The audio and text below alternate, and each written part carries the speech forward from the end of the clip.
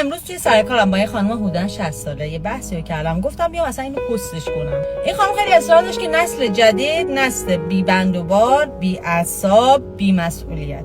گفتم که چرا به نسل جدید میگی بی بند و بار؟ اون نیازی که توی شما هست توی نسل جدیدم هست، ولی شما به اون نیازتون توی سن 20 سالگی توی یه چارچوب امن به اسم ازدواج پاسخ داده شده، ولی نسل جدید شرایط ازدواج رو نداره، نمیتونه ازدواج کنه.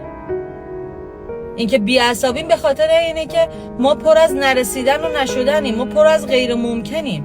میگی نسل جدید اصلا دیگه با هم نمیسازن. نهایت ساختن شما این بوده که 2-3 سال خونه پدر شوهرتون زندگی کردین دیگه.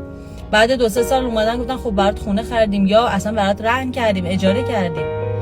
ما اگه 3 سال کار کنیم ماهی 100 میلیون تومان درآمد داشته باشیم و خرجمون رو یکی دیگه بده، یعنی دست به این 100 تومان نزنیم، تورم کشور صفر باشه، بعد 3 سال با این پول میتونیم یه جا مسکن مهری چیزی تو حومه شهر پیدا کنیم اگه بشه.